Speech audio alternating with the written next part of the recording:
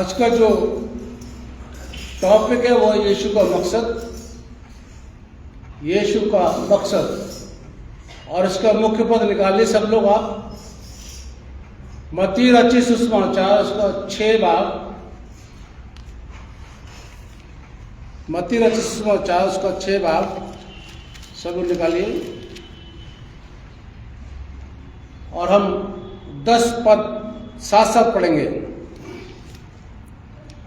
तेरा राज्य आए, तेरी इच्छा जैसे स्वर्ग में पूरी होती है वैसे पृथ्वी पर भी हो। आइए दुआ मांगे। खुदावन आपका शुक्रिया अदा करते हैं आज के इस वक्त के लिए आपने हमको दिया है। अब इस समय आपके कलाम पर मनन करने के लिए जा रहे हैं, हमारे आप अगुवाई करना। खुदावन यीशु मसीह के नाम से मांगते हैं, आमीन। बैठिए आप लोग। आज पहला एडवेंट संडे है और मैं देखिए हर बार बोलता हूँ और आज भी बोलूंगा। जिसको इसका महत्व मालूम है, जिस मसीह को इसका महत्व मालूम है, वो आज चर्च में दिखाई देंगे सब। और जिनको नहीं मालूम है वो उन्हें मतलब ही नहीं है, क्योंकि एडवेंट का मतलब नहीं पता, फर्स्ट का मतलब नहीं पता, तो क्या करेंगे वो चर्च में आकर के। मेलन चर्च वाले तो जितने भी ये सब मानते हैं इसको, और 12वां ये एडवेंट मना रहा हूं मैं आपके साथ, फिर भी ऐसे ही है, क्या बोले। चलिए कोई बात नहीं। खैर आप लोग ने इसका महत्व समझा, आप लोग यहां पर आए, खुदा बहुत बड़ी बरकत देगा। खुदा यीशु मसीह का दुनिया में आना हम लोग मनाते हैं, अभी क्रिसमस मना रहे हैं, उनका जन्मदिन। सुनते रहिए ध्यान से। फर्स्ट एडवेंट संडे का मतलब यीशु मसीह का जन्मदिन हम लोग मनाएंगे। और दूसरी बात, यीशु मसीह के दूसरे आगमन की तैयारी करेंगे। यह होता है इसका एडवेंट का मतलब। First advent, second, third, fourth, ऐसे। यानी यीशु मसीह के जन्मदिन को हम लोग मना रहे हैं अभी। उनका जब पहला पैदाइश हुई थी वो मनाएंगे। और इसी के साथ साथ यीशु मसीह के दूसरे आगमन की तैयारी करेंगे। अब ये जरूरी नहीं कि हम लोग जिंदा रहें ना रहें, बहुत अलग है, लेकिन हम तैयारी करते हैं। यीशु मसीह का दुनिया में आने का मकसद, यानी खुदा ने यीशु मसीह को अपने बेटे को दुनिया में जो भेजा, उनका एक मकसद था। बहुत अन्याय हो रहा था दुनिया के अंदर। अमीर लोग गरीबों पर अन्याय करते थे, सताते थे उनको।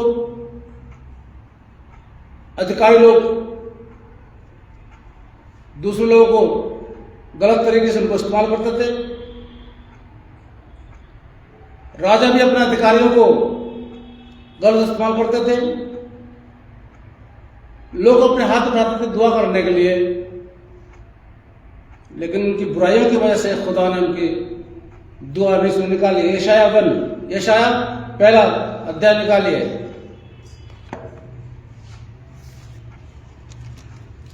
यशाया पहला अध्याय मैं आपके सामने, आप पढ़ दीजिए, नहीं तो मैं पढ़ रहा हूं। 15 आयत पढ़ रहा हूं इसकी। जब तुम मेरी ओर हाथ फैलाओ तब मैं तुमसे मुंह फेर लूंगा। तुम कितने भी दुआ करो तो भी मैं तुम्हारे ना सुनूंगा, क्योंकि तुम्हारे हाथ खून से भरे। ये हालत थी उस समय, ये हालत थी। और खुदा ने स्पष्ट बोल दिया था, तुम लोगों के हाथ खून से रंगे, क्योंकि तुम लोग बुराइयों में बहुत ज्यादा लिप्त हो। पद 21, जो तुम्हारी नगरी सती सादी थी वह कैसे व्यभिचारण हो गई। वह न्याय से भरी थी और उसमें धर्म पाया जाता था, परंतु अब उसमें हत्या ही पाए जाते हैं। यह खुदावन ने बोल दिया। दुआ करो, जितनी मर्जी दुआ करो, मुझे कोई फर्क नहीं पड़ता, मैं तुम्हारी दुआ नहीं सुनूंगा। हाथ उठाओ, घुटने पे आ जाओ, जैसे मर्जी आ जाओ, मैं इसलिए नहीं सुनूंगा क्योंकि तुम बुराइयों में लिप्त हो, तुम गुनाह करते हो और तुम अन्याय करते हो। न्याय तुमसे बहुत दूर हो गया है, और जब तुम्हारा न्याय दूर हो गया है, अन्याय तुम्हारे अंदर भरा हुआ है, तो फिर मैं तुम्हारी दुआ कैसे सुनूं? लोगों के कामों की वजह से, यानी लोगों के बुराइयों की वजह से खुदा से लोग दूर हो गए। इतनी बुराइयां करते थे कि वो लोग दूर हो गए। यशाया 59 निकालिए, 59 निकालिए, जो पढ़ा गया था। यशाया 59, मैं पहला पद पढ़िए जरा, कोई पहला पद पढ़िए।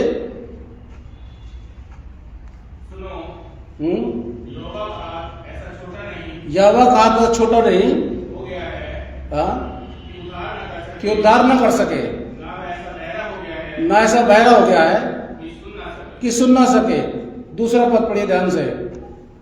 परंतु तुम्हारे अधर्म के, परंतु तुम्हारे अधर्म के, यानी तुम्हारी बुराइयों के कामों के तुमको तुम्हारे परमेश्वर से अलग, तुमको तुम्हारे खुदा से अलग कर दिया। आगे, और तुम्हारे पापों के कारण और तुम्हारे पापों के कारण उसका मुंह तुमसे ऐसा छिपा है ऐसा छिपा है कि वह नहीं सुनता। कि वह, अब हाथ उठा लो, उठा लो हाथ, घुटने पे आ जाओ, उपवास रख लो, दान दे दो, घर में कितनी दुआ करा लो, जो मर्जी करा लो, खुदा कलाम कहता मैं तुम्हारी नहीं सुनूंगा। बिल्कुल, हम चाहे नामधारी हो और चाहे कामधारी मसीह हो, दोनों को गठबंधन है। खुदा साफ बोलता है कि मैं तुम्हारी बुराइयों की वजह से मैं तुम्हारी नहीं सुनूंगा। आज अगर नहीं सुनाई पड़ती है मेरा अजीजों, दुआ करने से पहले, आराधना करने से पहले, कितनी बार बोल चुका हूं, चर्च आने से पहले अपने गुनाहों से तौबा कीजिए। 2 मिनट लगते हैं, ज्यादा 2 मिनट, सिर्फ 2 मिनट। अपने गुनाहों से तौबा करने के लिए 2 मिनट लगते हैं, और जब 2 मिनट में हम अपने गुनाहों से तौबा करते हैं तब आराधना करें और दुआ मांगे, तो खुदा हमारी सुनेगा, अदरवाइज नहीं सुनेगा। जैसा है, आ गए, कपड़े दिखा दिए, हाथ मिला लिया, एक दूसरे से मिल लिए, पादरी साहब से मिल लिए, जो भी करना कर दिया, पादरी साहब के लिए, चर्च के लिए कर दिए, चले गए, कोई फायदा नहीं। खुदा की इबादत करने से पहले और दुआ करने से पहले अपने आप को जांच लें कि क्या मैं और आप इस काबिल हैं कि हम खुदा से दुआ कर सकते हैं या बात कर सकते हैं। बाकी आप पढ़ते रहिए, दुआ नहीं सुनता। मैंने नहीं बोला, ये मैं नहीं बोल रहा हूँ, बाइबल बोल रही है, और जो बाइबल बोलती है वही मैं बोलता हूँ। आगे, चारों तरफ बुराई हुए, हर तरफ देख लीजिए बुराई बुराई बुराई। पद 9, इसी का पद 9, इस कारण न्याय हमसे दूर है, इस कारण बुराइयों की वजह से न्याय हमसे दूर है, और धर्म हमारे समीप नहीं आता। और धर्म हमारे समीप नजदीक नहीं आता। हम उजाले की बाट को जोते हैं, हम उजाले के इंतजार तो करते हैं, परंतु देखो अंधेरा ही बना रहता है। अंधेरा ही बना रहता है। हम प्रकाश की आशा तो लगाए हैं, हम प्रकाश की आशा तो लगाए हैं, परंतु घोर अंधकार ही में चलते हैं। परंतु घोर अंधकार में ही चलते हैं। यह है उस समय के यहूदी लोगों का समय, और यह आज के मसीह समाज का समय। कोई बदलाव नहीं हुआ। मैं फिर आपसे कह रहा हूं, वो समय में जो हो रहा है वो आज भी हो रहा है। यीशु मसीह आए थे बुराइयों को दूर करने के लिए। कुछ हुआ? कुछ हुआ? बल्कि और ज्यादा बढ़ गई बुराई। यहूदी लोग, शास्त्री फरीसी लोग भी वही कर रहे हैं, करते थे, और आज का मसीह समाज भी वही कर रहा है। पॉलिटिक्स, बगावत, ग्रुप करना, डरना, घबराना है। पादरी साहब कोई काम न बताते हैं, भाई काम छेड़ दिया था हमने, तो अधूरा रह गया कि काम न बताते हैं, ये घबराहट। और ऐसा अगर हम करेंगे तो दुआ हमारी कबूल नहीं होती है, क्योंकि हर तरफ अन्याय अन्याय। आज का मसीह समाज भी बुराइयों में अपना जीवन व्यतीत कर रहा है, जबकि मुझको और आपको अपनी बुराइयों में जीवन व्यतीत नहीं करना चाहिए। ठीक है, कुछ समाज में ऐसी बात हो जाती है, पड़ोस में ऐसी बात हो जाती है, थोड़ा बहुत गुस्सा भी आ जाता है, कोई बात नहीं, मुंह से कुछ अपशब्द भी निकल जाते, वो अलग बात है, वो एक मामला सा बन जाता है। लेकिन उसके बाद जब हम दुआ करते हैं, जब इबादत करने खुदा के पाक हैकल में आते हैं, तो पहले अपने गुनाहों से तौबा करें, उसके बाद मंदिर की सीढ़ियां चढ़े। सीढ़ी चढ़ने से पहले ही अपने गुनाहों की तौबा करें। खुदा तेरी इबादत करने जा रहा हूं मैं तेरे पाक हैकल में, मेरे गुनाहों से मुझे छुटकारा देना, मेरी बुराइयों से मुझे दूर करना। आप देखिए, फिर आपका मन हल्का हो जाएगा, बिल्कुल हल्का। आपका मन इबादत में लगेगा, आपका मन गाने में लगेगा, आपका मन सुनने में, वचन को पढ़ने में, वचन को सुनने में लगेगा। क्यों? क्योंकि आपने अपनी कमियां, अपनी बुराइयां खुदा के ऊपर दे दी, खुदा से मांग लिया। आप करके देखिए, जिंदगी बीत गई आप लोगों की, बहुत से लोग तो दुनिया छोड़ने वाले भी हैं, चले गए, लेकिन आज तक पाक हैकल में आने से पहले, मंदिर की सीढ़ी चढ़ने से पहले तौबा नहीं करते। बहुत से समाज के लोग नहीं करते, बहुत से निकल गए, चले आते हैं। कुछ लोग तो बिल्कुल एंड टाइम पे आते हैं, हबड़ करते हुए। कुछ लोग हबड़ भाग जाते हैं बिना मिले, पता नहीं क्या जल्दबाजी रहती है, समझ में नहीं आता मुझे भी। तो फिर इबादत कहां से होती है? खुदा की होती है? नहीं होती। या तो हाजिरी देने आ गए, बस पादरी साहब ने देख लिया, वो ठीक है, अटेंडेंस पूरी हो गई।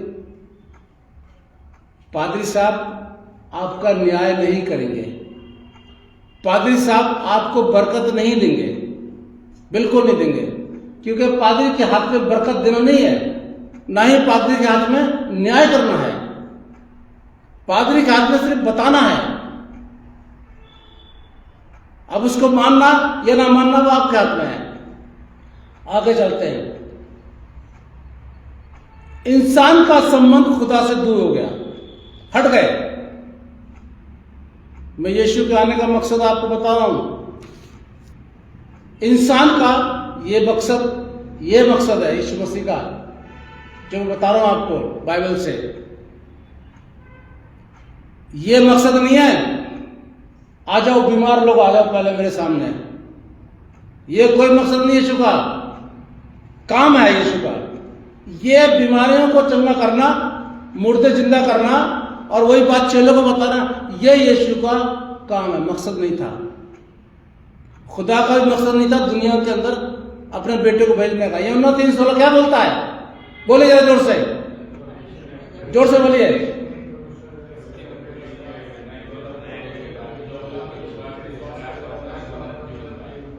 ताकि कहीं लिखा है कि बुखार दूर हो जाएगा, कहीं लिखा है रोजगार दूर हो जाएगा, कहीं लिखा है कैंसर दूर हो जाएगा, कहीं लिखा है पादरी साहब हाथ रखेंगे तो हमने पादरी का नाम हो जाएगा, कहीं लिखा है? क्यों? बाइबल जो बताती है उसको मानिए आप। पादरी साहब जो बताते उसको मत मानिए आप। पादरी साहब कथा कहानी सुनाते उसको मत मानिए। अगर वो कथा कहानी बाइबल से संबंधित है आप मानिए। आप देखिए, जांचिए जाकर के, बाइबल खोलिए अपनी और देखिए, नोटबुक लाइए, देखते रहिए पादरी साहब ने ये बोला है, क्या ये सही है? आंख बंद करके अंधविश्वास बंद करिए, बनिए, बात बन गई। रुमाल छू लिया बन गए, रुमाल ऐसे लहरा दिया और ये पादरी साहब तो यीशु से ऊपर हो गए। कोई भी नहीं यीशु से ऊपर, यीशु से ऊपर कोई भी नहीं है, और ना हुआ ना है और ना हो सकता है। वो तो पादरी बन जाते हैं अपने आप को, गधे बैठ रहे हैं, क्रोध लगा रहे हैं। अरे तुम्हारी हैसियत है गधे में बैठ रहे क्या? वैसे बैठो, चर्च में आओ बैठ करके गधे पर, क्यों पर कार में आते हो? नहीं, एक ही है इस दुनिया के अंदर, एक ही था, एक ही है और एक ही रहेगा। जो गधे पर बैठा था, क्यों बैठा था? कारण था, सब जानते हैं आप लोग। लेकिन जो पादरी बैठ रहे हैं गधे पर, वो क्यों बैठ रहे हैं? वीडियो बनाने के लिए वाह वाह करें। और फिर जो अंधभक्ता मिल जाते हैं जाते हालेलुया हालेलुया प्रेज गॉड और प्रेज गॉड ब्लेस गॉड। पादरी साहब बहुत अच्छे, काय के अच्छे, गधे पर बैठ गए इसलिए अच्छे हैं। यीशु का मकसद ये नहीं था कोई पादरी नकल करे। अगर नकल करनी है तो पूरी तरह करिए, झूठ मत बोलिए, अन्याय मत करिए, दान मत, लालच मत कर दिए कलीसिया के ऊपर, दवा मत डालिए, सब करिए, तब तो मानते कि वो पादरी है, क्या भाई यीशु मसीह को फॉलो कर रहा है। मेरा चीजों, पादरी को देख के आप फॉलो मत कीजिए।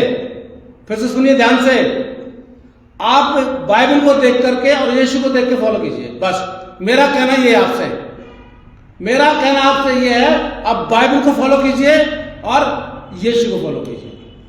जो बाइबल में यीशु मसीह के बारे में लिखा हुआ है आप उसको उसके पीछे चलिए। अब क्यों पादरियों के चक्कर पड़ रहते हैं?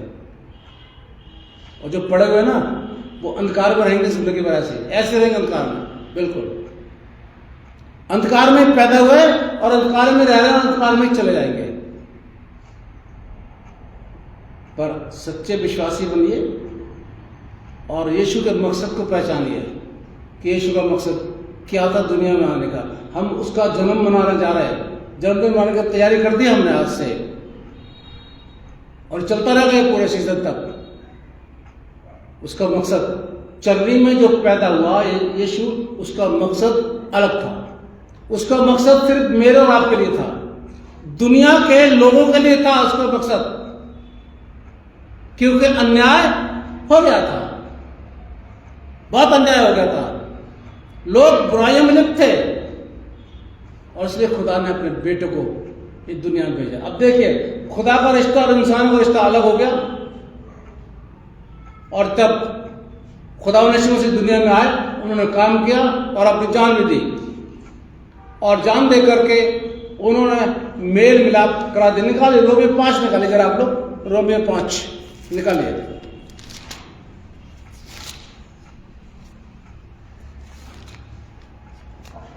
रोमियो 5 पद 6 पढ़िए जरा आप लोग कोई भी। क्योंकि जब हम कमजोर ही थे तो मसीह ठीक समय पर भक्तिहीनों के लिए किसके लिए? भक्तिहीन कौन थे? गुनहगार, मैं और आप जो गुनाह में लिप्त थे उनके लिए आगे पढ़ो पिटा के लिए मरा। ठीक है, पद 8 और पढ़िए इसका। परंतु परमेश्वर हम पर अपने प्रेम की भलाई इसी रीति से प्रकट करता है, जब हम पापी ही थे तभी मसीह हमारे लिए मरा। आगे बात क्लियर? किसके लिए मरा,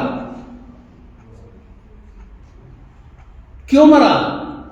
2 सवाल है, किसके लिए मरा और क्यों मरा? जवाब मिल गया आपको। बुखार दूर करने के लिए नहीं मरा, फिर सुन लीजिए मेरी बात ध्यान से।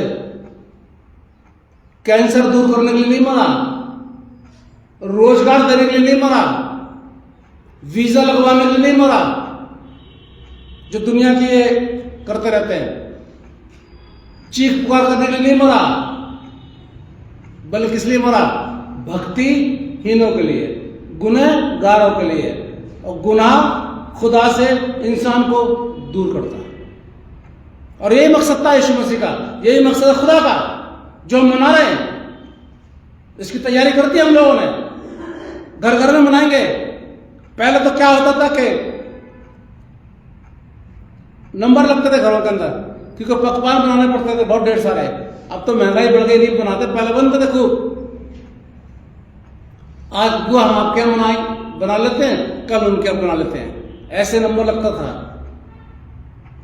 हमारी मम्मा कुछ थोड़ा सा ज्यादा थी, पहले अपना करवाती थी, वो पहला मेरा नंबर आएगा फिर मैं जाऊंगी सबके यहाँ, क्योंकि पता है कि वो धीमे धीमे क्या होता है, स्पीड कम हो जाती थी, फिर औरतें भी कम हो जाती थी, इसलिए हमारी माँ पहले करती थी।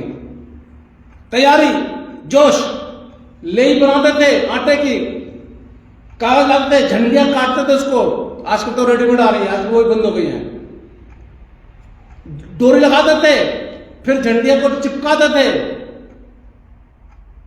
कभी कभी स्टार नहीं मिलते थे तो स्टार भी अपने आप बनाते थे हम लोग। आजकल पादरी साहब कोई काम नहीं बताते हैं। क्रिसमस आ रहा है, गोल हो जाओ, कुछ भी बोलो। हमारे खानदान के अंदर, हमारे उनके जो कैंपस में चर्च कंपाउंड में जितने रहते थे, उनके माँ अपने बच्चों से बोलती थी, और सच में हमारे जो चर्च कंपाउंड के जितने भी लोग थे, उनका घर बाद में सस्ता था, पहले खुदा का घर सस्ता था। पहला स्टार खुदा के घर में लगता था, तब वो स्टार घर में लगेगा।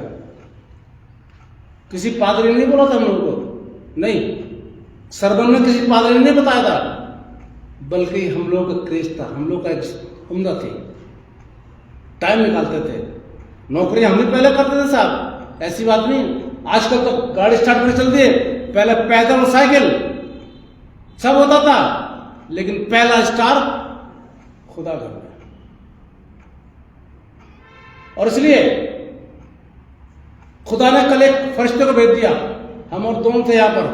मुझे पता थी कुछ नहीं हुआ होगा, मैं जानता था कि खाली पड़ा हुआ ऐसे ही सुना। मैं उनको ले आया था कल, खुदा ने एक फरिश्ते को भेज दिया अपने आप। ऑफिस खुला, देखा एक फरिश्ता आ गया खुदा का, फटाफट सीढ़ी लाया और अकेले फरिश्ते ने सारा काम कर दिया।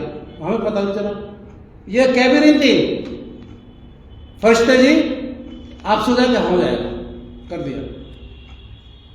15 दिन तक ही खाली पड़ा रहा ऐसे ही, पूरा अजीब सा लग रहा था। सब कुछ कर दिया आपने आप ही, और कुछ कमी हो गई तो मुझे बोल दिया, इनको बोल कर चला गया फरिश्ता।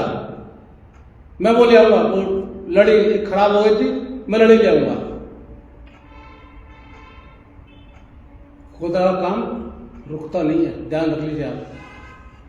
पहला स्टार खुदा घर में, पहले सजावट खुदा घर में, उसके बाद अपने घर में। आज का बस समझ क्या करता है, पहले अपना करता है। अरे देखेंगे, हो जाएगा, देखेंगे, टाइम मिलेगा तो कर देंगे, कोई बात नहीं, 23 तारीख कर देंगे। फर्स्ट एडवेंट संडे हमारे टाइम पर बहुत जोश के साथ मनाते थे हम लोग, पहला त्योहार जो क्रिसमस का होता था। अब तो लोग चर्च में नहीं आते, क्या करेंगे? क्यों? मकसद, यीशु मसीह के मकसद को हम नहीं पहचान पा रहे कि यीशु का मकसद क्या है दुनिया में आने का। और जिस दिन हम ये पहचान लेंगे कि यीशु का मकसद क्या था दुनिया में आने का, मेरे अजीजों, मैं और आप पूरी तरीके से, रूहानी तरीके से आगे बढ़ेंगे, हर एक बुराई से हम दूर हो जाएंगे, और खुदा हमारी मदद करेगा। खुदा इस काम में हमारी मदद करेगा, और खुदा भी हमें बुराइयों से दूर करेगा, और बुराई हमसे दूर करेगा खुदा। और जब तक हम उसका मकसद नहीं जानेंगे, आप बनाते रहिए, केक, गुजिया, पकवान, हुल्ला करते रहिए, जो मर्जी करते रहिए, डेगची चढ़ाते रहिए, आप खूब चम्मच चढ़ाते रहिए, ठीक है, करते रहिए, जो मर्जी करते रहिए। लेकिन जब तक यीशु का मकसद नहीं जानेंगे, तब तक वो हमारा बेकार है।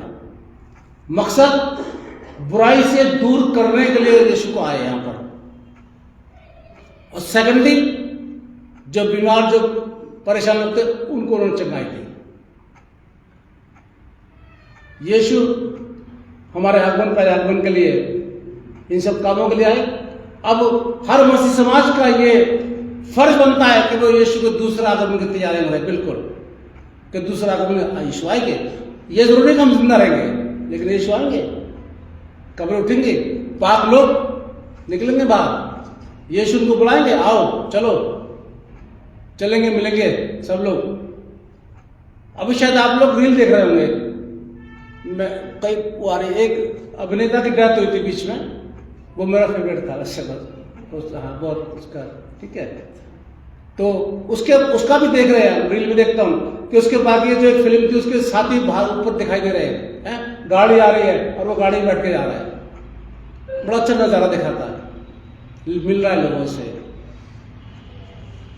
दूसरे आगमन की तैयारी में रही है, पहले आगमन की खुशी मनाइए और दूसरे आगमन की तैयारी कीजिए। इसलिए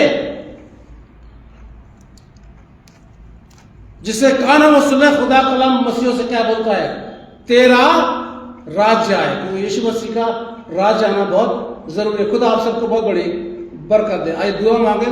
खुदा मन आपका शुक्रिया अदा करते हैं आपके इस कलाम के लिए जो आपने हमको दी। हम चाहते बढ़े, लेकिन इसमें हमारी मर्जी नहीं बल्कि आपकी मर्जी पूरी हो।